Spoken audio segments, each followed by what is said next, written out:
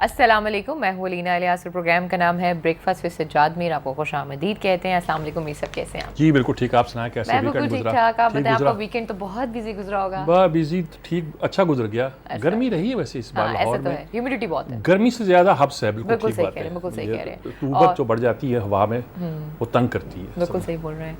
चलें फिर अपना पहला सेगमेंट जो है वो शामिल बिल्कुल। करते हैं, जिसका नाम है हेडलाइंस। जी मीर साहब, टॉप स्टोरीज बताएं। इसमें जी सबसे बड़ी खबर तो यही है कि दुबई में एक इजलास हुआ जी। पीपल्स पार्टी का। वाक़यात हुए कुछ पिछले दिनों जो बहुत इंपॉर्टेंट थे। लाड़काना में रेंजर्स ने कोई कार्रवाई की। असद करें। उस कार्रवाई के नतीजे के तौर पर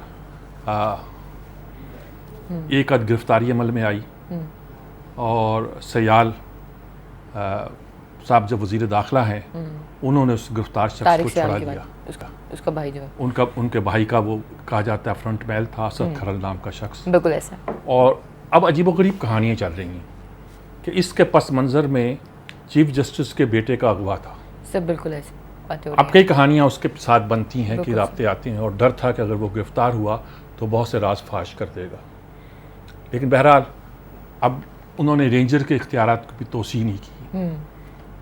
ये पहली बार भी रेंजर के इख्तियारात में तोसी उस वक्त नहीं हुई थी जब डॉक्टर आसिम का केस शुरू। ठीक बोल रहे हैं। अब असद खरल का केस इतना इम्पॉर्टेंट हो गया है कि इस वक्त तोसी नहीं दी गई और कायम अली शाह दुबई गए। वहाँ से फैसला ये आया कि अब कायम अली शाह साहब को आराम दिया जाए। थक गए हैं, उनकी जगह नया वज़ीर आला मुकर्रर किया जाए और उसके मुख्तलिफ नाम भी आ रहे हैं। निसार खोड़ो सीनियर वज़ीर हैं, उनका नाम तो हमेशा आता रहता है। बाकी नाम मैं ज़्यादा इम्पोर्टेंस नहीं देता, लेकिन मुराद अली शाह का नाम खासा अहम है और उनके वालिद भी वज़ीर आला रहे हैं, अब्दुल्ला शाह साहब। और ये नौजवान बहुत मेहनती और सुलझा हुआ शख्स है। अल्लाह का शुक्र है कि बुजुर्गवारम कायम अली शाह साहब के बाद ये नई नस्ल का जो वज़ीर आला मुमकिना है मुराद अली शाह, उनसे भी मेरा न्याज़मंदी का रब्ता रहा है। वरना सिंध में तो ऐसे ऐसे लीडर आ गए हैं, मैंने नाम ही नहीं सुना जिनका कभी। इतने साल वहाँ रहा, ये तो मालूम होता कि फ़लाँ सियासतदान के घर में एक बच्चा जो है वो घुटनों चलने लगा है और यहाँ 4-5 साल के बाद आने का मालूम होता कि वज़ीर आला बन गया है। तो मैं मान लेता यहाँ वज़ीर बन गया है। तो यहाँ तो ये हालत है कि मुझे पता नहीं चलता कि कौन सा आदमी कहाँ से निकल के आ गया है और कहाँ छा गया है। पूछता हूँ तो कहते हैं ये फ़लाँ का फ़लाँ है, ये पता चलता है। तो मेरा ख्याल में पीपल्स पार्टी ने ये महसूस किया है सिंध के हालात बिल्कुल काबू में नहीं आ रहे। अब कहा यह जा रहा है कि बिलावल वापस आएंगे और वो ऐलान करेंगे नई काबीना में तश्कील दी जाएगी। और मुराद अली शाह बहुत देर से एक तरह की तैयारी के साथ बैठे हुए हैं। उनके एक पॉइंट तो ये है कि वो कालाबाग डैम के बहुत मुखालफिन में से हैं, बहुत तैयारी के साथ मुखालफत करते हैं। लेकिन ये अब एक डेड इशू बन के रह गया है और जब कभी फैसला हुआ कि हुकूमतों ने इस सिलसिले में कुछ और तरह गौर करना है तो वो गौर होता रहेगा। लेकिन मेरा ख्याल में हम हुकूमतों की एस्टेब्लिशमेंट की अभी ये प्रायोरिटीज़ में नहीं है। लेकिन हैं, मैंने बताया कि जिस तरह बड़े एक अच्छा हल्का उनके ज़ेर असर भी है और उनको यहाँ लाया भी गया था इसलिए कि ये दिखाने के लिए कि वो यहाँ एक्टिव हो काम करें। 2 साल पहले 1.5 साल पहले तय हुआ था कि वो वज़ीर आला बनेंगे, लेकिन गालबन कुछ मसलतों की वजह से उन्हें नहीं बनाया गया। अब लगता है कि वज़ीर आला बन जाएंगे। इसहाक डार भी गए हैं वहाँ पे दुबई में। हाँ जी, इसहाक डार भी दुबई में गए हैं। इसहाक डार दुबई में गए हैं तो वो तो पर्सनल विजिट के तौर पर गए हैं। लेकिन कहा जा रहा है कि जरदारी से उनकी मुलाकात मुतवक्को है। ये तो हो जाती हैं मुलाकातें, कोई ऐसी बात तो नहीं है। मैं कहूँ कि होगी कि नहीं होगी, होगी तो क्या होगा। एक राब्ते तो हैं, रहमान मलिक भी अभी वहाँ आ रहे हैं, कुछ और भी हो रहा है, जिसका मतलब है कि पीपल्स पार्टी बहुत सी रीथिंकिंग कर रही है। उसने फ़ौज के साथ लड़ाई लेनी है कि नहीं लेनी है, और मेरा ख्याल यही है कि नहीं लेनी है। नहीं लेनी है तो तोसी भी देनी है और कहा जा रहा है कि आते ही वो तोसी दे दी जाएगी और बहुत से फैसले होंगे। और ये भी कहा जा रहा है कि लाड़काने के इस केस को अलग रखा जाएगा, इसको डॉक्टर आसम जैसा केस नहीं बनाया जाएगा क्योंकि वरना ज़्यादा बदनामी होने का खदशा होता है। और हमारे सोशल मीडिया पे तो बहुत सी खबरें इस हवाले से आना शुरू हो गई हैं कि अवैध शाह की गिरफ्तारी अगवा के बारे में, कहाँ रखा गया, कैसे रखा गया, किन गाड़ियों में गए, उन गाड़ियों की हिफाजत कौन सी गाड़ियाँ कर रही थी, किस महकमे की गाड़ियाँ थी और यहाँ से कैसे उन्हें मुंतकिल किया गया। रेंजर, मज़े की बात है कि इल्ज़ाम लगाया जाता था रेंजर ने या खुफिया अदारों ने ही उनको अगवा करवाया होगा। इल्ज़ाम ये लगाया जाता, जवाब में ये इल्ज़ाम था कि नहीं, यहाँ के लोकल सियासतदान जो है उनमें से कुछ का हाथ है और शायद 16 करोड़ रुपये लेके उन्होंने आके बेचा है वगैरह वगैरह, किडनैपिंग का। तो ये सारी कहानियाँ जो हैं ये अगवा बराए तावान का केस था या कुछ और केस था, मैं कुछ नहीं कह सकता, लेकिन यह है इस सिलसिले में बहुत ज़्यादा बातें जो है ना वहाँ की जा रही हैं। मैं किसी बात को इंडोर्स नहीं करता, मुख्तलिफ खबरें सिर्फ सुना रहा हूँ मैं कि ये सब सर हो एक रहा है। और चीज़ भी कि कायम अली शाह को शायद इसलिए दूर किया जा रहा है क्योंकि वो बहुत सी चीज़ें जानते हैं, शायद उन्हें सेफ एग्जिट तो नहीं दिया जा रहा है, ये भी हो नहीं सकता है? या बस वैसे ही कायम अली शाह साहब बुजुर्ग आदमी हैं। आज इसलिए उनकी तो डेट ऑफ बर्थ भी छपी है 1933 33 की है, जिसका मतलब है कि वो इस वक्त 83 ईयर्स के हैं। ये गैर मामूली उम्र नहीं है। हमारे सरताज अजीज़ साहब अल्लाह सलामत रखे वो भी मौजूद हैं, लेकिन वो कुछ ऐसे भूल जाते हैं या ऐसे बात करते हैं कि लोग कहते हैं कि जैसे मौजूदारों के ज़माने में पैदा हो गए, सर ऐसे ही उससे पहले नहीं लगता उनको। दूसरी बात यह है कि शायद कायम अली शाह पर एक सभी को मुतफिक कर लिया था, उम्मीदवार कई थे। एक बार ज़िया-उल-हक के ज़माने में ये जितने चारों बड़े थे, जतोई भी और पीर पगाड़ा भी और गालिबन हर फैमिली का बंदे पहुंच गए थे कि हमारे बेटे को बना दो वज़ीर आला। ठीक। तो ज़िया-उल-हक भी बड़ी परेशानी में मुबतला हो गए, किसको बनाए किसको नहीं बनाए। तो वहाँ एक अपनी वडेरा शाही का अपना रोल होता है, अपना किरदार होता है, उस हिसाब से चलते रहते हैं। बता रहे हैं ये लगता है कि आम तौर पर यही खबरें हैं और इसी लिहाज से अब सिंध के अंदर एक तब्दीली की तवक्को जो है वो की जाती है। अच्छा, उधर लड़ाई खैबर पख्तूनख्वा में भी है वज़ीर आला के मसले पर। अच्छा, उनके MPs नाराज़ हो गए, परवेज़ खटक से नाराज़ भी रहते हैं। पहले भी उन्होंने एक वज़ीर को भी, अफंदी को क्या नाम है, ज़िया अफंदी या क्या नाम है, अफरीदी, उसको भी पकड़ा था। अब सुना है 12 हैं, कितने हैं, वो प्रोटेस्ट करना चाहते हैं 29 को। वो कहते हैं मैं इनसे कोई कॉम्प्रोमाइज़ नहीं करता। जहांगीर तरीन की ड्यूटी लगाई है कि नाराज़ लोगों को मनाओ, इनसे बातचीत कराओ, इनकी सुलह कराओ वगैरह, ताकि हुकूमत बचे। वो कहते हैं जी वादे तो हमने कर लिए थे, 90 दिन में पूरे करेंगे। परवेज़ खटक कह रहे हैं ये काम तो 5 साल में नहीं हो सकते। अच्छा, तो इसलिए यहाँ तो काम ही नहीं हुआ। इमरान खान 100% काम का रिजल्ट चाहते हैं, यहाँ ये मुमकिन ही नहीं है, वगैरह वगैरह बहुत सी बातें जो हैं वो अब सामने आना शुरू हो गई हैं। और लेकिन लगता यही है कि इसको काबू पा लिया जाएगा। और कोई एक मसला, कश्मीर के इलेक्शन आखिरी छोड़ के गए थे, इलेक्शन जो थे वो मुस्लिम लीग नून ने जीत लिए थे। बिल्कुल और नवाज शरीफ अपनी बीमारी का बहुत जो चर्चा होता था, कौमी सलामती कौंसिल का उन्होंने इजलास अटेंड किया जिसमें बहुत से फैसले भी हुए, जहां उनकी आर्मी चीफ से 1-to-1 मुलाकात भी हुई, उसकी भी खबरें आई। और उसके बाद ये ऐलान हुआ कि ये भी फैसला हुआ कि UNO में मसला कश्मीर पेश किया जाएगा जी। उसके बाद नवाज शरीफ जो थे वो मुजफ्फराबाद खुद गए और वहाँ जलसे की बात कर रहे थे। जलसा तो बड़ा था, लेकिन मरियम नवाज ने कहा कि जहाँ नवाज शरीफ चले जाएं वहाँ जलसा हो जाता है। खैर, अच्छी कॉपी है ये। कॉपी का लफ्ज़ मुझे इस तरह याद आया, अच्छी कॉपी का मतलब अच्छा इश्तिहार है जी। वो इस तरह याद आया कि ये रिचर्ड थे, ये कहा करते थे कि हेलमेट ही पहनते थे क्रिकेट खेलते हुए। जब हेलमेट का बहुत रवाज हो गया तो किसी ने कहा कि आप हेलमेट नहीं पहनते, उनका जिस दिन पहनूंगा क्रिकेट छोड़ दूंगा। सही, मतलब ये था कि इतने एतमाद का इजहार किया। इस पर मुझे याद है उमर कुरैशी जैसा बड़ा खूबसूरत एक फिक्रे में तबसरा किया। उससे कहा गया कि रिचर्ड ये कहता है, तो उन्होंने पास दे के कहा कि इट्स गुड कॉपी। मतलब कुछ बातें ऐसी कही जाती हैं कि कंपनी की शोहरत मशहूरी के लिए जिसको आमतौर पर कहा जाता है बड़ी कारगर साबित होती हैं। बहरहाल नवाज शरीफ वहाँ गए और उन्होंने जो तकरीर की, उन्होंने कहा हम इंतज़ार में हैं कि कश्मीर बनेगा पाकिस्तान। अच्छा, एक तो ये कहना कि मुफ्ती कश्मीर की जद्दोजहद आज़ादी में हम उनके साथ हैं, जहाँ एक कहना कि मसला कश्मीर को हल किया जाए, एक ये कहना कि यहाँ रायशुमारी कराई जाए, ये तो खैर ठीक है। लेकिन जब आप कहते हैं कश्मीर बनेगा पाकिस्तान, तो उसका मतलब बड़ा क्लियर है कि कश्मीर के लोग पाकिस्तान के साथ आना चाहते हैं, आप प्लेबिसिट करा लें। और ये वो बात है कम से कम इंडिया के लिए एक्सेप्टेबल नहीं हो सकती। अगर सचमुच स्वराज ने बयान दिया है कि उनका ख्वाब कभी पूरा नहीं होगा, तो अंडरस्टूड था कि वो इस तरह का बयान देंगी और इसके अलावा कोई चाराकार भी नहीं है। उन्होंने कहा कि ये उनका ख्वाब पूरा नहीं होगा, यानी कि कश्मीर को आज़ाद तो हो सकता है, कश्मीर कुछ भी हो सकता है, पाकिस्तान का हिस्सा नहीं बन सकता वगैरह, इसका मतलब थे। आज सरताज अजीज ने नहले पे दहला अच्छा मारा है। उन्हें कश्मीर का फैसला भारत की वजीर खारजा ने नहीं करना, कश्मीर के अवाम ने करना है। That's the right direction. बिल्कुल ठीक कह रहे हैं भाई। जब हम कहते हैं कश्मीर बनेगा पाकिस्तान, तो इसका मतलब ये नहीं है कि हम उस पर कब्जा करना चाहते हैं। इसका मतलब यह है कि कश्मीर के अवाम से आप पूछ लें, वो पाकिस्तान से साथ शामिल होना चाहते हैं, पाकिस्तान के परचम को सलूट करते हैं, पाकिस्तान के यौम आज़ादी का यौम, अपनी गड़ियों का वक्त पाकिस्तान से मिला, हर चीज़ वो पाकिस्तान की तरह सोचते हैं, पाकिस्तान की तरफ देखती हैं। फिर आप कैसे उस पर कब्जा कर सकते हैं 6 या 7 लाख की फौज रखकर? इस तरह कब्जा नहीं रह सकता ना जी, 7 लाख। तो ये सारी सूरत हाल है जिस पर यानी कि बयान दर बयान के साथ एक नक्शा जो है कश्मीर के हवाले में दोबारा हुआ है। हाफिज सईद वगैरह बहुत एक्टिव हैं, वो बहुत काम कर रहे हैं आजकल। उनके बयानात भी आ रहे हैं और इंडिया और भी तलमिला रहा है। देखिए कश्मीर में जो कुछ उन्होंने किया, 16 दिन हो गए कर्फ्यू लगे हुए, बिल्कुल ऐसे और कर्फ्यू खाने पीने की चीज़ों का वहाँ काल है और सारी सूरत हाल जो खतरनाक पैदा होती जा रही है। अच्छा, उधर इस दुनिया भर में पेरिस का वाक़या हुआ जी, म्यूनिख का वाक़या हुआ, बिल्कुल, अब जिसमें उन्होंने कह दिया ये वो मतलब ये ज़ाहिर है कि उन्होंने कहा कि हमारा मकामी आदमी था, इससे मुस्लिम टेररिज्म से कोई ताल्लुक नहीं, जो आमतौर पर इल्ज़ाम लगाते।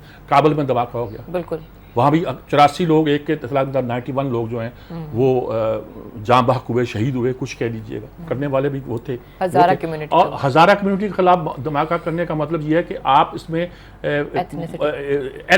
एथनिक से ज़्यादा आप उसको फ़िरकावारियत की रंग देना चाहते हैं। ठीक, दाइश ने क्लेम किया कि हमने किया है, दाइश तो है ही फ़िरकावारियत की बात करने वाली। दाइश ईरान के खिलाफ एक तरह की कोई इस्लाम के नाम पे थोड़ा लड़ रही है, फ़िरके के नाम पे लड़ रही है। एक उन्होंने अपना एक रंग जमा रखा है और कर रखा है, और फ़िरका कोई इसको कह देना कि सुन्नी शिया लड़ाई है, ये दाइश का कॉन्सेप्ट ये कि सुन्नी कॉन्सेप्ट है ना शिया कॉन्सेप्ट है। बिल्कुल, ये हज़रत अली के ज़माने में जो ख्वारिज पैदा हुए थे ना, ये उनका कॉन्सेप्ट है।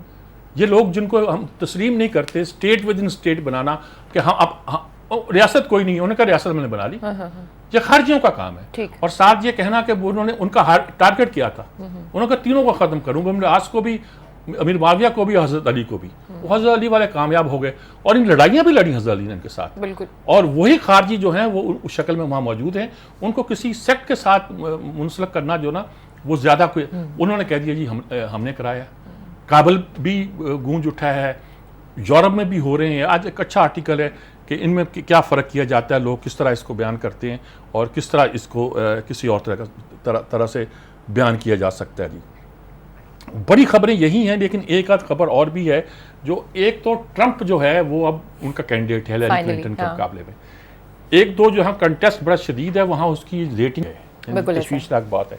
लेकिन उनका जो मंशूर जारी किया गया है इंतहा पसंदी के बावजूद, उन्होंने कहा कि हम पाकिस्तान से ताल्लुकात बेहतर करेंगे, क्योंकि अमेरिका की जो इस खित्ते में प्लानिंग है उसमें पाकिस्तान जो है वो बहुत अहम है और इस अहमियत को हम नज़रअंदाज नहीं कर सकते।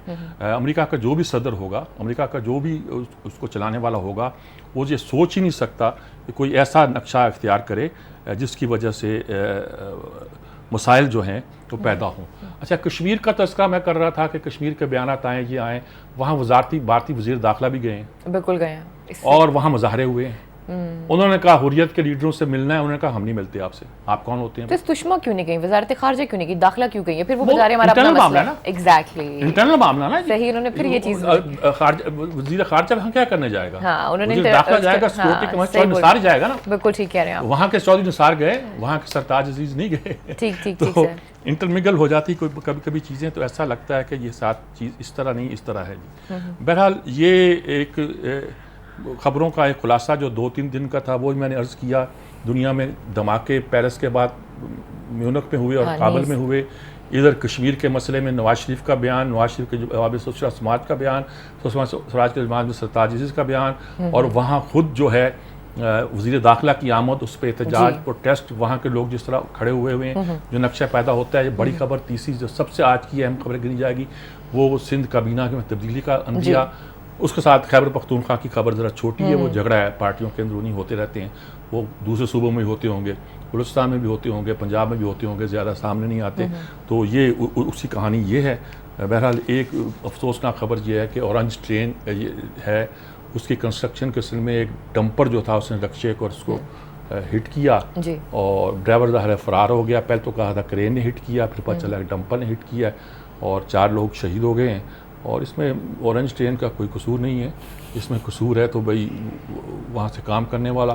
पता नहीं हमारे लोग इतने ट्रेंड है कि नहीं ट्रेंड है, पता नहीं हम लोग जब इस तरह की कंस्ट्रक्शन करते हैं तो सिक्योरिटी का बंदोबस्त करते हैं कि नहीं करते। ये बहुत सी चीज़ें हैं जी जो सोचने वाली हैं, और इसके तामीरात में नुकसानात भी वैसे होते हैं, दुनिया भर में होते हैं। बड़ी बड़ी इमारत के हराम मिस्र जब ताबीर हुए थे, कितने लोग उसकी नज़र हो गए थे। अब हमारी शाहराह कराक्रम बन रही है, किसी को अंदाज़ा नहीं है कि वहाँ कितना नुकसान हुआ, कैसा हुआ। बहरहाल ये हैं आज की बड़ी अफवाह है, पता नहीं खबर आप इसे बनाएंगे, वो ये है कि वज़ीर आज़म जो है वो सदर बनने वाले हैं, कुछ ऐसी ये इस पर मैं कोई कमेंट नहीं करना चाहता, क्योंकि वज़ीर आज़म के बारे में जो इतनी अफवाहें इस्लामाबाद में फैल रही हैं ना, उससे मैं कोई कमेंट नहीं करना चाहता। सही है, वक्त आएगा। वज़ीर आज़म क्या हो रहे हैं, वो जा रहे रहे हैं, वो लंदन से वापस नहीं आएंगे, सदर बना दिया अभी सब फिर उन्होंने जाना है, वो सदर बना देते हैं, उसकी जगह नाम 5 नाम भी आना शुरू हो गए जी हैं। सर। शहबाज शरीफ को पसंद नहीं कर रहे, अब्दुल कादिर बलोच का नाम फौज दे रही बिल्कुल सही है, कह रहे हैं। ये सारी वो खबरें हैं कि जो अफवाहें हैं जिनको मैं खबर नहीं गिनता, और वैसे कई बार इस्लामाबाद की अफवाहें खबरें भी बन जाती हैं जो नाकाबिल यकीन हद इसलिए तक, मैंने कहा आप डिसाइड लेकिन करेंगे मैं खबर इस है पर कि नहीं। कोई तबसरा नहीं करना चाहता। चलिए जी, फिलहाल वक्त हुआ नाज़रीन एक छोटी सी ब्रेक का। जब ब्रेक से वापस आएंगे तो अगला सेगमेंट भी शामिल करेंगे। Stay with us.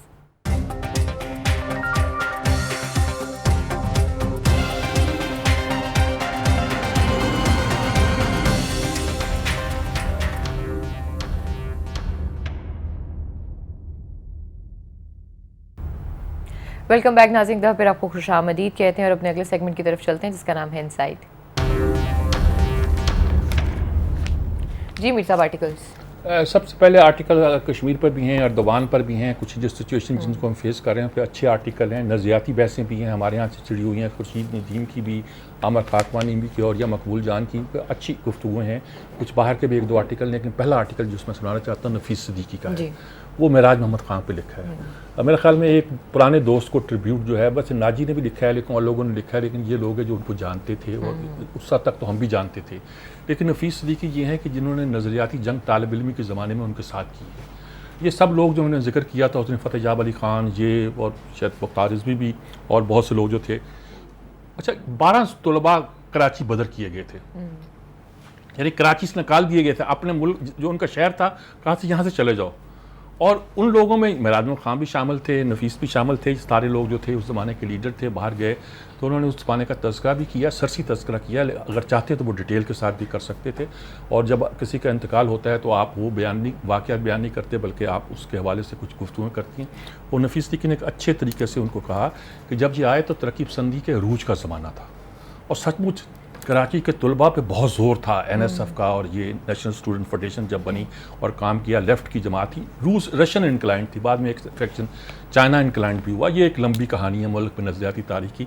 लेकिन मेराज मोहम्मद खान के पीपल्स पार्टी में शामिल 25 साल के थे, और जिस तरह भुट्टो के लव हेट रिलेशनशिप तो नहीं मैं कहता, लेकिन जिस तरह उसके कुर्बत रही उसका तज़किरा भी, उनका एक इंटरव्यू 2009 का टीवी पे आ रहा था उसमें भी उनका तज़किरा था।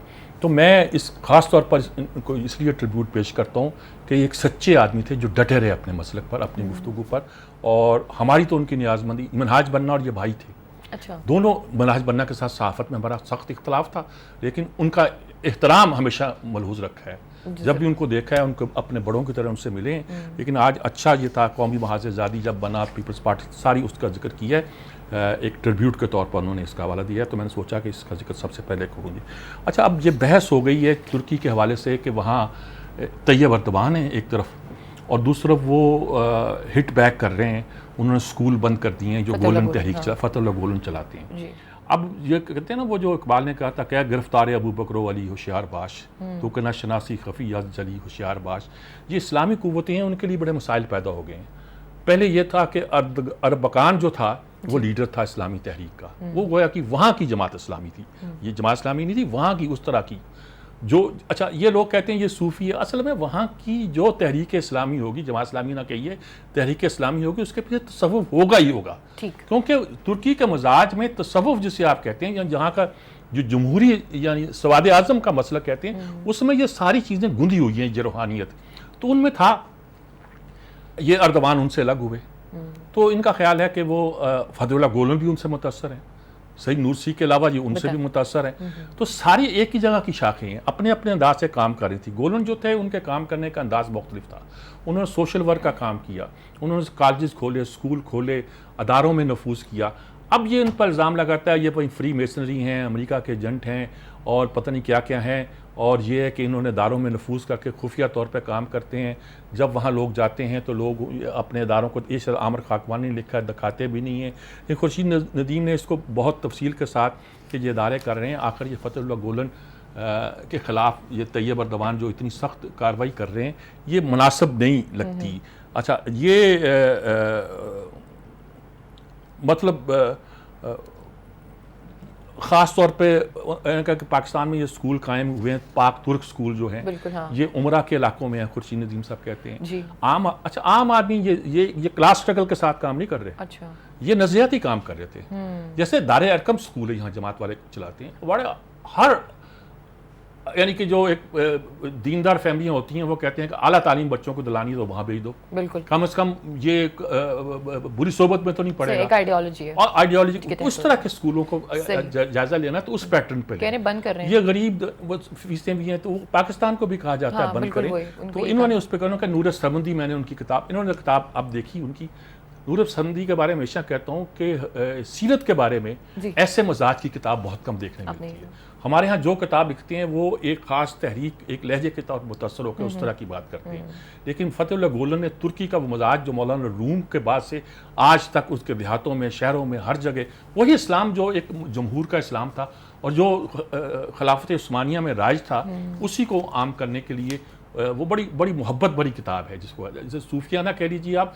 लेकिन कोई सूफियाना नहीं है इन मानों में जिस मानों में हम लोग इस्तेमाल करते हैं। एक मोहब्बत भरी किताब है जो इस एक मुसलमान की जो हुजूर से अकीदत मोहब्बत रखता है उसको इल्मी ज़बान में बयान किया। तो उससे वो कुछ बातें निकालते हैं कि ये मगरब के खिलाफ थे, इश्तराकियत के खिलाफ थे, फ़लाँ भी खिलाफ थे ये, तो इसलिए इनके बारे में सब्र करना कि ये भी दीन आदमी है या कुछ करेंगे। अफसोस बहुत से लोगों को हो रहा है, जिसमें आमर खाकवानी भी है, कि तैयब अर्दवान पर तनकीद क्यों की जाती है आजकल। उन्होंने कहा जी साहब बात यह कि वो जुल्म और नाइंसाफ़ी है कि आप इनके स्कूल बंद कर रहे हैं, आप बगावत फ़ौज में हुई है, आप इनके मुख्तलिफ अदारों में लोग भी पकड़ रहे हैं, और बांग्लादेश में जब ऐसा काम होता है तो जमात इस्लामी चीखती है, यहाँ जमात इस्लामी क्यों नहीं बोल रही, ये अर्दवान की हिमायत क्यों कर रही। भाई अर्दवान की हिमायत नहीं कर रही, ये अरबकान के साथ थे।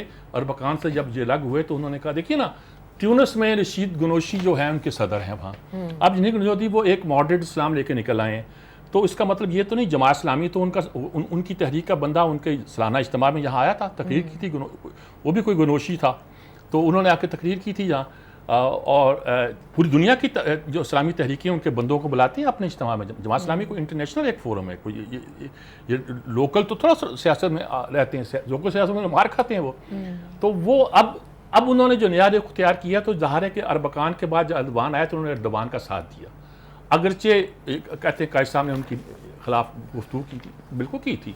मुनव्वर हसन साहब ने एक बार मेरे इंटरव्यू में ये कहा था कि भाई वो वहाँ की जमात इस्लामी तो नहीं अर्दवान, वहाँ के समझे मुस्लिम लीग नून है, ठीक। तो वो एक right of the centre party के तौर पर थे जिन्होंने दीन और तुर्की के सेकुलर माशरे में उसको समझना और अंडरस्टैंड करना बड़ा इंपॉर्टेंट है। वो मतलब बेदीन सियासत से हटकर उन्होंने एक इस्लामी सियासत का जो एक तरीका इख्तियार किया था, वो कहते थे उर्दवान बहुत मुनासिब। अब उर्दवान और बकान की लड़ाई में लोग हैरान परेशान है, कहाँ जाएं, ठीक, क्या करें। तो इन्होंने कहा कि देखिए वो इसलिए भी थे कि वहाँ इस्लामिक फ्रंट का तजर्बा हमारे यहाँ नाकाम रहा था। वो कायद हुसैन अहमद के ज़माने में जमात इस्लामी ने इस्लामिक फ्रंट का नाम लेकर कुछ जमातों पर तो वो वहाँ कामयाब हो गया, गोया कि आप दीनी जमात से हटकर अब वो ट्यूनिस में वही तजर्बा करना चाह रहे हैं कि दीन और दावत का काम एक तरफ, सियासत एक तरफ। अच्छा, अब ये सियासत हमारे यहाँ तो उस वक्त कामयाब हो गया था जब उलमा की जमातें अपनी जगह बैठी रहीं और हमारे कायद आज़म ने पाकिस्तान की तहरीक को लीड किया और इस्लामिया ने, हिंद ने बड़ी इज्तमाइयत के साथ पाकिस्तान के हक़ में वोट दिया। चुनांचे इसकी हमें मुतअस्सर होने की ज़रूरत नहीं है कि दूसरे मुल्कों में क्या और कैसे होता है, लेकिन ज़ाहिर है कि इनको भी इस बात पे है। और उसने कहा कि वहाँ का समझें कि ये बड़ा शोला बयान भी है, ये है जैसे भुट्टो थे, लेकिन भुट्टो ने भी जे रहीम के साथ ये किया, मुख्तार राना के साथ ये किया, फ़लाँ के साथ किया, वगैरह वगैरह। मेहराज अहमद ख़ान का जिक्र आया, तो ये अब जुल्म ज़्यादती का साथ नहीं देना चाहिए वगैरह वगैरह। तो अल्लाह उनको ये इसमें एक बड़ी अच्छी बात की कि भुट्टो की शख्सियत के बारे में उन्होंने अपने ससुर अफजल मसूद साहब एडवोकेट का हवाला दिया कि वो कहते थे मरहूम कि भुट्टो, वो पीपल्स पार्टी में कि भुट्टो अगर हमें शाबाश या थपकी दे देता था तो हम पर एक अजीब वजह तारी हो जाता था। तो कशमाती शख्सियत का यही काम होता है और इसी से होता है। मियाँ तफ़ैल ने कहा था, इन्होंने कोट किया है कि मैंने हरम काबा में जाके भुट्टो के लिए दुआ मांगी है कि अल्लाह इसको, इसकी बड़ी सलाहियतें हैं, इनकी सलाहियतों को पाकिस्तान के लिए इस्तेमाल कर। मियाँ तफ़ैल ने दुआ मांगी थी, कहा बड़े नेक आदमी थे इस मामले में। तो उन्होंने कहा कि मेरी भी तैयब अर्दवान के लिए यही दुआ है कि अल्लाह से तुर्कों के लिए इस्तेमाल करे। तो ये बहस हमारे यहाँ चल पड़ी है। अच्छा, और यह साहब आज सेकुलर लिबरल कॉम्प्रस दहशतगर्दी, इन्होंने जो बातें लिखी हैं सूरी तौर पर मैं बरसों से वही कहता आ रहा हूँ, लेकिन ये इनका अपना अंदाज है। ये तो पता नहीं चलता, बात करते करते तलवार निकाल लेते हैं। तो मैं तो ढाल साथ रखता हूँ, ये ढाल वाल नहीं रखते साथ। इनकी कुव्वत ईमानी ज़्यादा है। मैं ज़रा भी पहन लेता हूँ कभी कभी, ये तो ज़रा भी नहीं पहनते। अच्छा, वो उन्होंने बात ठीक कही। उन्होंने कहा देखिए चंद साल पहले कम्युनिज्म का लफ्ज़ बड़ा इम्पॉर्टेंट था, इन्होंने साथ उसके प्रोलतारिया की आमरीत का जिक्र किया, मजदूर की आमरीत, वो कम्युनिज्म का एक हिस्सा है। कम्युनिज्म का ये एक असूल जो लेनिनिज्म के साथ बयान किया गया वो ये था कि मुल्क में प्रोलतारिया की आमरीत कायम होगी। प्रोलतारिया के माने वो मजदूर नहीं, सनती मजदूर हुआ करता है। सनती मजदूर हुआ करता है, जिसकी वजह से मौ के साथ इनका सादम हुआ कि वहाँ तो सनती मजदूर था ही नहीं, सनत थी नहीं। तो उसने कहा मैं पेजेंट्रीज यानी कि जो काश्तकार हैं, मुजारे हैं, इनकी मदद से इनकलाब लाऊंगा। उन्होंने कहा आ ही नहीं सकता, उसने ला के दिखा दिया। अच्छा। ये एक अलग बहस है। सही। लेकिन प्रोलतारिया की आमरीत जो है ये अल्टीमेट गोल है कम्युनिज्म का। दोनों एक है, लेकिन कहते हैं दो अलग अलग तरह में इस्तेमाल, ठीक कहते चले। उन्होंने कहा कि आज का ये लिबरल सेकुलर का लफ्ज़ इस्तेमाल होना शुरू हुआ है, ये चंद साल पहले तो गाली थी कम्युनिस्टों के यहाँ। अब सारे कम्युनिस्ट जो हैं वो लिबरल भी हो गए, सेकुलर भी, बात दुरुस्त है। अमेरिका इनके लिए गाली थी, जमहूरियत गाली थी। जमहूरियत को, जो डेमोक्रेसी यहाँ है, इसको बुर्जुआ डेमोक्रेसी कहते थे। इन्होंने समाधान जमहूरिया कुछ और लिखा है, वही ठीक है। समाधान तय्युश कहते थे, बुर्जुआ लग्जरी कहते थे। अच्छा, ये जब कहते थे तो ये अब ये सारे के सारे आज़ादी के और जमहूरियत के अलमबरदार कहाँ से हो गए? ये लिबरल कहाँ से हो गए? सेकुलर कहाँ से हो गए, जो कल तक गाली थी इनके लिए? तो इस इशू पे इन्होंने लिखा है। और लेकिन उस ज़माने में हम सुनते थे अंगोला का जिक्र, वियतनाम का जिक्र, और पता नहीं कहाँ कहाँ का जिक्र, और नहीं जिक्र अलजायर का भी हो जाता था कि वहाँ की उस वक्त क़यादत जो थी इस्लामी होने के बावजूद भी लेफ्टिस्ट की आदत थी। उन्होंने कहा कश्मीर का जिक्र नहीं करते थे कभी, वो इनको याद नहीं आता था। तो ये सारी बातें उन्होंने दुरुस्त लिखी है। उन्होंने कहा कि ये अब माओ का इनकलाब आया, इनको ताजिकिस्तान और उस ज़माने के जुल्म याद नहीं आए जो रूस में थे। माओ का इनकलाब आया, फिर कल्चर रेवोल्यूशन। माओ के इनकलाब में दो चीज़ें आई हैं, कल्चर रेवोल्यूशन, शायद वो कूडीटा था जो बस माओ का आगे रखा हुआ था। माओ की बेगम उसको चार का टोला जिसे कहते हैं लीड कर रही थी। और लीव फॉरवर्ड था, वो लीव फॉरवर्ड भी इनका एक ड्रामा। लेकिन बहरहाल ये सब चीज़ों का जिक्र करते हैं कि ये चीज़ें थी, लेकिन ये लोग सेकुलर लिबरल नहीं थे। मैं कहा करता हूँ पहले लफ्ज़ इस्तेमाल था प्रोग्रेसिव, फिर अब प्रोग्रेसिव लिबरल का और सेकुलर का इस्तेमाल होने लगा। अब वो प्रोग्रेसिव काट दिया गया है क्योंकि उनके में से कम्युनिज्म की बू आती है। सिर्फ लिबरल और सेकुलर इस्तेमाल किया जाने लगा है। और क्या सिर्फ इसी तरह के ख्यालात रखते हैं मेरी तरह के ये हैं? मैं ज़रा थोड़ा सा ज़ीरा पहन लेता हूँ ये ज़ीरा पहने बगैर तलवार सौंध के निकल आते हैं। अल्लाह इनकी हिफाजत भी करे। और दूसरी बात यह है कि जी आज चीन इक़्तिसादी राहदारी में पाकिस्तान की फ़ौज कायदाना किरदार अदा करे, ये लिखा है हमारे फरहान बुखारी साहब ने। अच्छा। फाइनेंशियल टाइम्स का जो छपा है, बड़ा चल रहा है इनका ख्याल है चीन चाहता है कि पाकिस्तानी फ़ौज जो है वो इसको लीड करे। बिल्कुल ऐसा। चीन तो नहीं चाहता, चीन तो चाहता है कि मैं प्रोटेक्ट। चीन चाहेगा भी तो फ़र्क नहीं पड़ता, क्योंकि उनके यहाँ तो डेमोक्रेटिक सिस्टम नहीं है, वो कुछ भी चाह सकते हैं। हाँ। हमारे यहाँ फ़ौज में भी एक तासुर पाया जाता है कि ये एक कहते हैं फ़ौज के पास FWO है, फलाने नाम लिया, मशीनरीज सारी है, वो फलाना वो काम कर सकते हैं। भाई ये तो सारा काम सिविल में ही मौजूद है यार, प्राइवेट सेक्टर भी कर सकता है, ये बात नहीं है। इस बात में एक बुनियादी उलझन है जिसको आपको सुलझाना है कि ये काम कैसे होना है, कैसे नहीं होना। उन्होंने कहा कि ये आपने रूट बना दिया है, गरीब इलाकों को नज़रअंदाज किया गया पंजाब से। भाई पंजाब से कहाँ गुजरता है यार?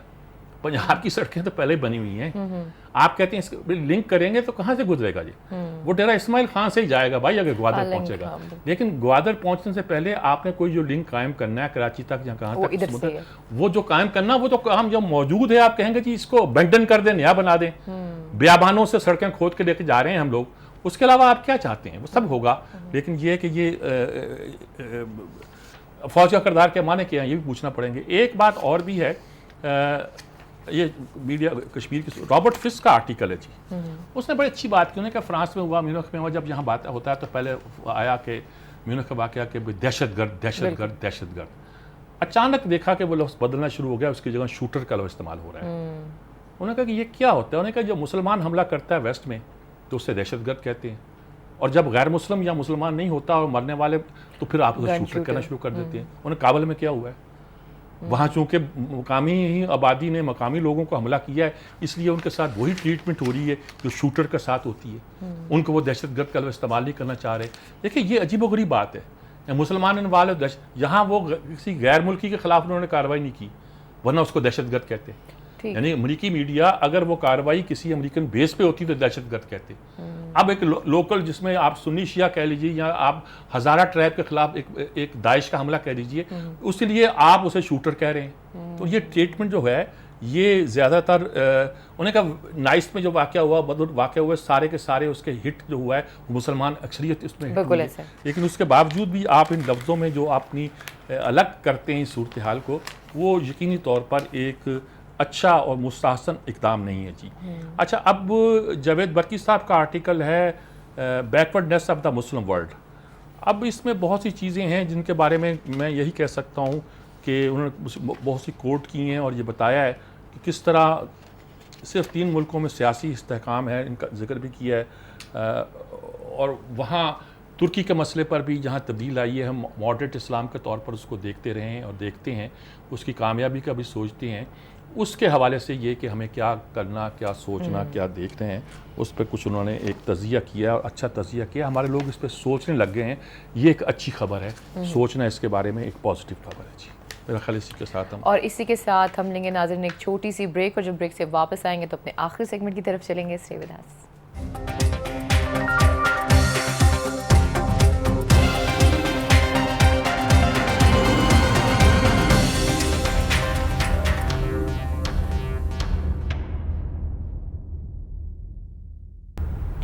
वेलकम बैक नाज़रीन, तो फिर आपको खुशामदीद कहते हैं और अपने आखिरी सेगमेंट की तरफ चलते हैं जिसका नाम है इनपुट।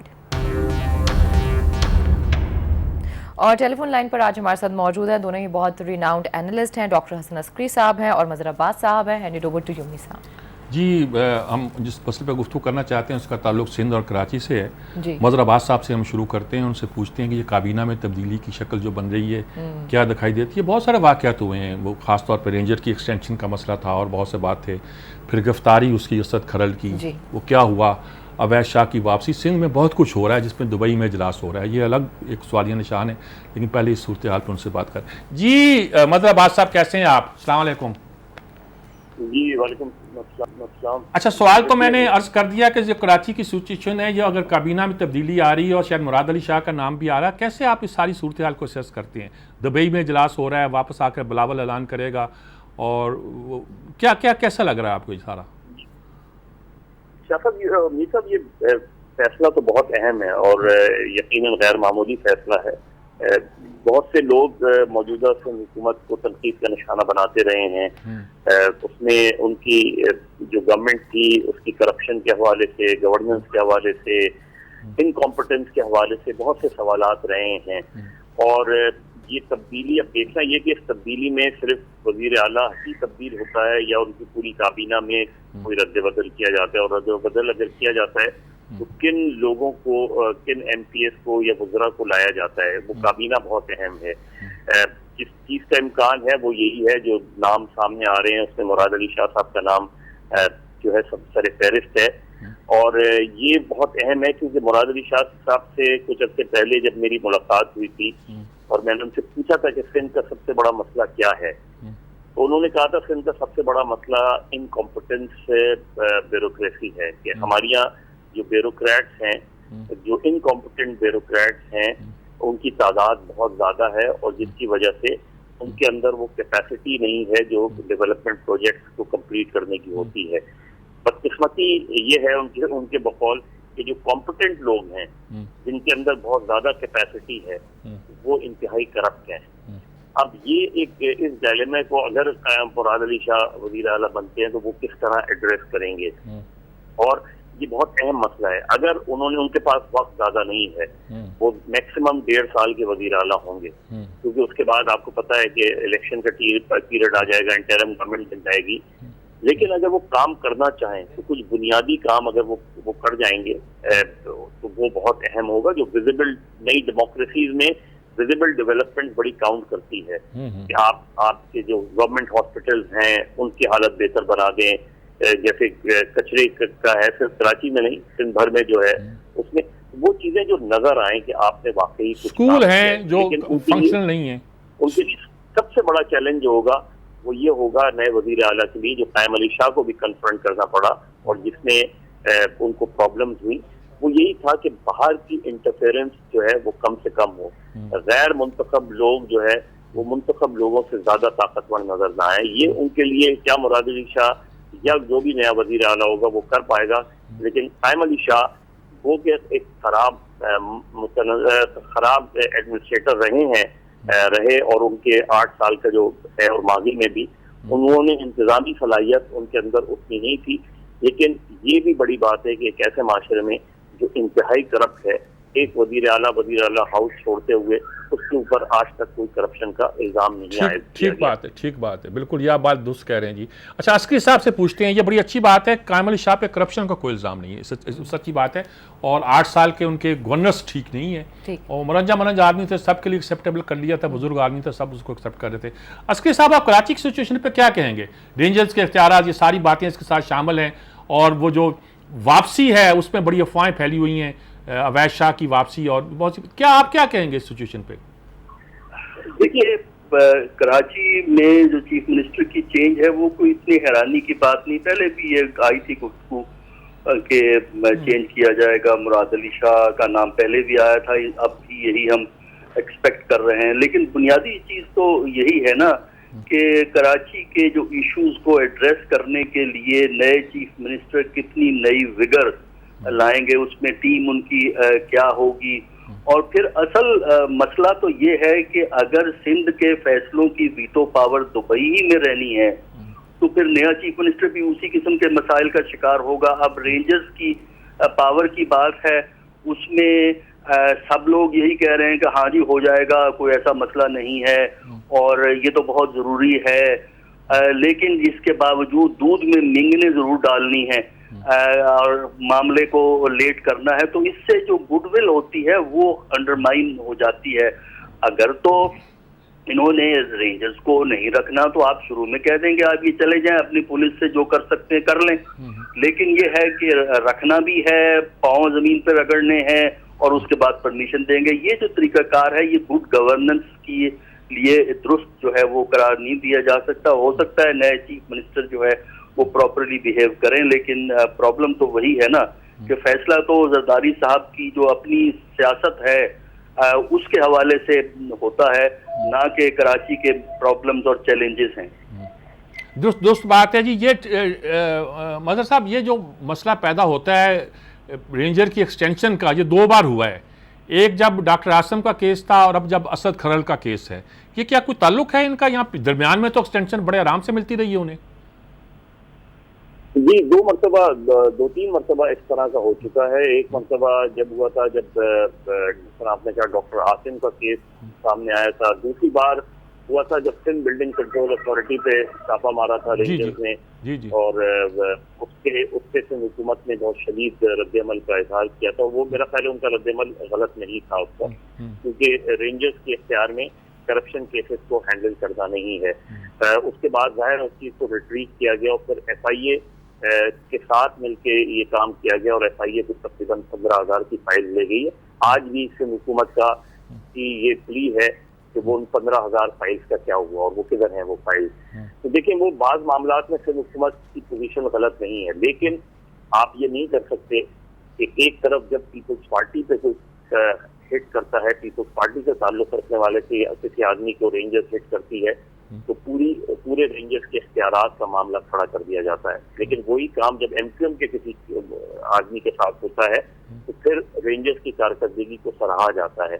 तो ये दोहरा मेयार हुकूमत का नहीं होना चाहिए और हुकूमत को एक ही पोजीशन लेनी चाहिए उस मसले पे। यानी जब डॉक्टर फारूक सत्तार के कोऑर्डिनेटर का रेंजर्स की कस्टडी में डेथ हुई तो सिंध हुकूमत बिल्कुल खामोश रही उसमें, हालांकि सिंध हुकूमत को एक बड़ी स्ट्रॉन्ग पोजीशन उस पर लेनी चाहिए थी, पर उसके बजाय खुद आर्मी चीफ ने उस पर पोजीशन ली और आर्मी चीफ ने उस पर इंक्वायरी। वो अलग बात है कि उसे इंक्वायरी का आज तक नहीं पता कि क्या हुआ। तो रेंजर्स के इख्तियारात का मामला बहुत सिंपल सा है। ठीक बात है। एक परसेप्शन ये है जो रेंजर्स का है कि जी इख्तियारात अगर इंतज़ामी दहशतगर्दी एक्ट के तहत पूरे सिंध में दिए जाएं तो हमारी कारकर्दगी और बेहतर हो सकती है, लेकिन सिंध हुकूमत उनके इख्तियारात को कराची तक महदूद रखना चाह रही है। दूसरा, रेंजर्स चाहती है कि 1 साल के लिए इख्तियारात में इजाफा हो, जिस तरह क़याम के लिए 1 साल दिया जाता है, ताकि उसको 1 साल बाद बेहतर अंदाज में आप रिव्यू कर सकते हैं। हर 3 महीने बाद या 120 दिन बाद रिव्यू करने से उनकी जो परफॉर्मेंस है उस पर असर पड़ता है। ठीक बात है। अच्छा अस्करी साहब, एक तो खैर ये मसला कराची का, सिंध का मसला नया रुख इख्तियार कर रहा है, वैसे खैबर पख्तूनख्वा में भी कुछ आपस में सूबाई वज़ारत, लेकिन एक बड़ा मसला अब कश्मीर का लगता है। 16 दिन हो गए कर्फ्यू को, नवाज शरीफ वहाँ गए हैं इलेक्शन जीतने के बाद कर रहे, उन्होंने नारा लगाया कश्मीर बनेगा पाकिस्तान। यानी एक तो हम उनकी हमायत करते हैं, हक़ खुद इरादियत की हमायत करें, उन पर जुल्मों की मुखालफत करें वगैरह वगैरह, लेकिन एक साफ हम कहते हैं कश्मीर बनेगा पाकिस्तान। ससमा शुराज का बयान ज़ाहिर आना था कि यह ख्वाब कभी पूरा नहीं होगा। आज सरताज अजीज़ ने भी बड़ा पहली बार कोई इस तरह का बयान, पहली बार तो नहीं, पहले भी कभी कभी दिया है, ये दिया है कि फ़ैसला भारतीय वज़ीर ख़ारजा ने नहीं कश्मीर के अवाम ने करना है। क्या नक्शा बन रहा है? क्या सचमुच हम यूएनओ में जा रहे हैं जैसा कि कहा जा रहा है? हमारी नेशनल सिक्योरिटी काउंसिल ने यह फैसला किया है कि कश्मीर में जाया जाए। देखिए, बिस्मिल्लाह, कश्मीर को यूएन में लेके जाएं तो आपको पता लग जाएगा कि सपोर्ट कितनी हासिल है। देखिए, जो ये बहस चल रही है, ये स्टैंडर्ड ऑफिशियल पोजीशंस हैं। पाकिस्तान की जो वजीर आजम ने बात कही, वो बहुत से लोग पाकिस्तान में ये कहते हैं कश्मीर बनेगा पाकिस्तान, जबकि पाकिस्तान की ऑफिशियल पोजीशन ये नहीं है। पाकिस्तान की ऑफिशियल पोजीशन ये है कि कश्मीर के मुस्तकबिल का फैसला जो है वो कश्मीरी करेंगे।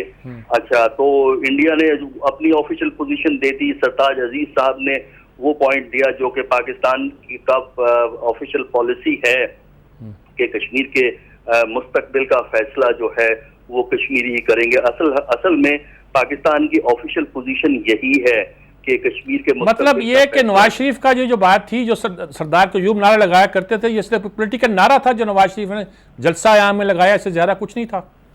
देखिए ना, एक तबका तो है ना कश्मीर में जो ये नारा लगाता है कि कश्मीर बनेगा पाकिस्तान की। ठीक है, एक सियासी ग्रुप का एक नारा हो सकता है, लेकिन गवर्नमेंट ऑफ पाकिस्तान की ये ऑफिशियल पॉलिसी नहीं थी, जो कि वजीर आजम साहब ने गलबन जोश में ये बात वहाँ कही। तो उसकी वजह से जो इंडिया वालों ने जवाब दिया वो उनकी ऑफिशियल पॉलिसी, वो यही कहते हैं। और ये हमें मालूम है कि असल जो मसला वो रेजोल्यूशंस के हवाले से है, जिसको इंडिया वाले अब एक्सेप्ट नहीं करते। और पाकिस्तान की पोजीशन लीगली सही है कि कश्मीर के जो रेजोल्यूशन है 48-49 के, वो अपनी जगह वैलिड है, इम्प्लीमेंट हो या ना हो। लेकिन देखिए, प्रॉब्लम ये है कि कश्मीर पे अगर आपने उन रेजोल्यूशंस को इम्प्लीमेंट करवाना है तो सिक्योरिटी काउंसिल से आपको नया रेजोल्यूशन चाहिएगा। वो नया रेजोल्यूशन पाकिस्तान को इस स्टेज पे उस तरह नहीं मिल सकेगा जो कि पाकिस्तान की ऑफिशियल पोजीशन है। इसकी वजह से आप जब तक इंटरनेशनल पब्लिक ओपिनियन को अपने हक में नहीं करते, उस वक्त तक मेरा नहीं ख्याल कि इस मामले का कोई हल पाकिस्तान की ख्वाहिश के मुताबिक निकलने की उम्मीद की जा सकती है। आप देखिए ना, वहाँ कर्फ्यू है, जुल्म तशद्दुद हिंदुस्तान की फोर्सेस कर रही हैं। अब देखिए कि कितने मुसलमान ममालिक हैं जिन्होंने कोई इस पे बयान दिया हो मजम्मत के लिए कि इतना जुल्म तशद्दुद जो है वो नहीं होना चाहिए। यानी जो पहले जो सपोर्ट 2-3 मुल्कों से मिल जाती थी वो भी कॉशस हैं, वो भी खामोशी से बैठे तमाशा देख रहे हैं। तो हमें इंटरनेशनल लेवल पे ह्यूमन राइट्स के हवाले से इश्यूज को उठा के एक सपोर्ट बिल्ड करनी पड़ेगी, वरना सिक्योरिटी काउंसिल में आप एक लेटर लिख सकते हैं सिक्योरिटी काउंसिल के सदर को, जनरल सेक्रेटरी यूएन को, लेकिन फॉर्मली सिक्योरिटी काउंसिल इस मसले को नहीं उठा सकेगी। अच्छा, मजहर अब्बास साहब, ये अस्की साहब ठीक कहते हैं कि इंटरनेशनल शायद हमें उतनी हमायत ना मिले। उनका ख्याल है कि हमें इंटरनेशनल राय आमा को हमवार करना पड़ेगा। कुछ लोगों का ख्याल है कि हमें इंटरनेशनल एस्टेब्लिशमेंट को हमवार करना पड़ेगा, यही काफ़ी हुआ करता है मसाइल के हल के लिए, जैसे ईस्ट टिमोर का हुआ, जैसे साउथ सूडान का हुआ। क्या आप क्या कहते हैं इस मामले में? लेकिन ये सब मेरा ख्याल है, मैं बिल्कुल अस्करी साहब से एग्री करता हूँ। मेरा ख्याल ये है कि हमें दुनिया को ये बताना पड़ेगा कि कश्मीर की मूवमेंट इंडिजिनस मूवमेंट है। उसके लिए हमें खुद बहुत से मामलात में बहुत जिम्मेदारी का सबूत देना पड़ेगा जो बदकिस्मती से हम नहीं देते। हम एक मरतबा फिर इस तरह की हमारी कैंपेन होती है जिससे दुनिया को हम ये बावर कराने में कामयाब नहीं हो पाते कि वो एक इंडिजिनस मूवमेंट है, वो एक अपराइजिंग है जो कश्मीरियों के जो है वो खुद मुख्तारी के लिए जद्दोजहद चलने वाली है। हम आज की दुनिया में और खासतौर पर 9/11 के बाद सूरत हाल बहुत तब्दील हो गई है। पाकिस्तान को बहुत ज्यादा एहतियात से काम लेना पड़ेगा जो कि हम नहीं लेते। हम जज्बात में भी आके बाद ऐसे फैसले कर जाते हैं कि जिससे उस तहरीक को भी शदीद नुकसान पहुंचता है। सबसे आप मुझे बताएं, 16 रोज से कर्फ्यू वहां लगा हुआ है। पाकिस्तान के कितने वक्त दुनिया में गए हैं, कितने लोगों ने जाके मुख्तलिफ कश्मीर कमेटी का कोई एक वक्त दुनिया, वैसे तो कश्मीर कमेटी का अपना रिकॉर्ड बहुत शर्मनाक है, लेकिन आप डिप्लोमेटिकली चीजों को हैंडल करते हैं। इंडिया क्या कैंपेन कर रहा है कि पाकिस्तान टेररिज्म कश्मीर में लेकर आ रहा है, पाकिस्तान वहां से लोग भेज रहा है। इंडिया का तो यही प्रोपेगेंडा है ना, लेकिन वो अपने प्रोपेगेंडे को दुनिया में उजागर करने में ज्यादा कामयाब रहे हैं। उसके मुकाबले में हम ये कहने में और दुनिया को बावर कराने में नाकाम रहे हैं कि ये अपराइजिंग है, ये कश्मीरियों की अपनी तहरीक है और इसमें जो इंसानी हुकूक की खिलाफ वर्जी हो रही है, मीडिया पर पाबंदी है, इसमें इंसानी हुकूक और मीडिया पर पाबंदी जो है, इज़हार राय पर पाबंदी जो है, ये वो दो ऐसे इश्यूज हैं जिसमें दुनिया की तवज्जो हम उस जाने मबजूल करा सकते हैं। लेकिन हमने 16 दिन में माँ सिवाय मलिया जोधी के खिताब के और क्या किया है हमने? अक़वाम मुत्तहिदा, जिस तरह अस्करी साहब कह रहे थे, आप सिक्योरिटी काउंसिल में खत लिख भी देंगे और उन्होंने वो रेजोल्यूशन मूव कर भी दिया, आपके हक में कितने वोट आएंगे? तो मेरा ख्याल है हमें हमारी बदकिस्मती से, इसलिए मजहर साहब मैंने ये सवाल किया था कि क्या हमें इंटरनेशनल राय आमा को हमवार करना है या इंटरनेशनल एस्टेब्लिशमेंट को, क्योंकि सिक्योरिटी काउंसिल के 5 अरकान में से अगर किसी ने भी वीटो कर दिया तो बात आगे नहीं बढ़ेगी। तो जब तक कंसेंसस इंटरनेशनल एस्टेब्लिशमेंट में नहीं होता तब तक बात आगे नहीं चढ़ती। मैंने ईस्ट तिमोर की मिसाल और साउथ सुडान की मिसाल इसीलिए दी थी। इस पे आप क्या कहते हैं, हम कर सकेंगे प्रेजेंट सिचुएशन में जिस तरह के अमेरिका का या वेस्ट का इस वक्त अप्रोच है हमारे मामला में, जिससे हम बैनुल अक़वामी राय आमा कहते हैं, वो कुछ कर सकते हैं हम इस तरह? देखिए, मेरा ख्याल है यूएन में जाने से पहले सबसे पहले तो आपको दुनिया में इसकी अपराइजिंग को मनवाना पड़ेगा कि ये अपराइजिंग है, ये इंडिजिनस मूवमेंट है, ये दो, और वहाँ शदीद किस्म की इंसानी हुकूक की खिलाफ वर्जियां हो रही हैं। इसको हमें एक कैंपेन के तौर पे दुनिया में करना पड़ेगा, तो दुनिया को ये बताएं ताकि फिर उसके बाद आप इंटरनेशनल एस्टेब्लिशमेंट की तरफ जा सकते हैं। क्योंकि आपको पता है रूस वहाँ मौजूद है, अमेरिका वहाँ मौजूद है, जितने भी ममालिक हैं, क्या कोई एक मुल्क है माँ सिवाय शायद चीन के जो आपके साथ खड़ा हो? ठीक बात है। अस्की साहब, आप क्या कहेंगे इस बात पे कि हमें पहले इन्होंने दुरुस्त फरमाया है कि हमें ये इस्टेब्लिश करना है और इसी पे हमें सपोर्ट मिल सकती है कि ये मूवमेंट कश्मीरी है, ये मूवमेंट इंडिया जो डिस्क्राइब करने की कोशिश करता है टेररिज्म या पाकिस्तान से गए हुए मिलिटेंट ग्रुप्स इसको एनकरेज करते हैं, इस इंप्रेशन को हमें दूर करना है और इसके लिए आपको एक कांस्टेंट मोबिलाइजेशन चाहिए दुनिया के अंदर, खासकर मुस्लिम ममालिक के अंदर। लेकिन बदकिस्मती से होता यह है कि जब पाकिस्तान के अंदर जो एहतजाज होता है कश्मीर के लिए, जिस तरह अब 20 तारीख को एहतजाज हुआ है, उस दिन आप अखबारों की तस्वीर उठा के देखें उससे अगले दिन की, उस तस्वीर में कुछ ऐसे लोगों की तस्वीर मिल जाती हैं जिसको दुनिया जो है एक गलत अंदाज में देखती है और हिंदुस्तान उन्हीं तस्वीर को उठा के आपके खिलाफ इस्तेमाल करता है। तो ये हमें, अब हम क्या करें? अगर हाफिज सईद साहब एहतजाज करें तो हम उनको रोकें कि आप कश्मीर की हिमायत ना करें? क्या कहें? ठीक है, वो आपकी पॉलिसी है, जो मर्जी करें। अगर दुनिया ने उनको टेररिस्ट करार दे दिया, हम भी उनको करार दे देंगे? खाम खा किस बात? नहीं, आपको जरूरत नहीं है, आपको जरूरत नहीं है टेररिस्ट करार देने की, लेकिन कम से कम आपके खिलाफ जो ये प्रोपेगेंडा हो रहा है उसको न्यूट्रलाइज करने के लिए अगर कुछ अरसे के लिए ये लोग लो की हो जाएं तो मेरा ख्याल है कि, मेरा ख्याल में 2-3 साल से तो सब लोग लो की में थे।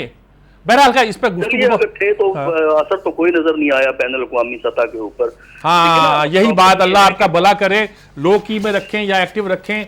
बैनुल अक़वामी राय आमा अपने हिसाब से चलती है और उसी तरह फैसले करती है, लेकिन ज़रूर वो एक लोग अगर इंडिजिनस तहरीक है तो ये अपना असर ज़रूर दिखाएगी। बहुत बहुत शुक्रिया आप दोनों का, मजहर अब्बास साहब का, हसन अस्करी साहब आपका, दोनों का बहुत शुक्रिया जी। और तीनों का बहुत बहुत शुक्रिया। और आज हमने डिफरेंट स्टोरी को डिटेल से जो है वो जाना है, डिफरेंट पहलुओं पर बात की है। कल दोबारा मुलाकात होगी, तब तक के लिए मुझे और मीर साहब को इजाज़त दीजिए। अपना बहुत ख्याल रखिए। अल्लाह हाफ़िज़।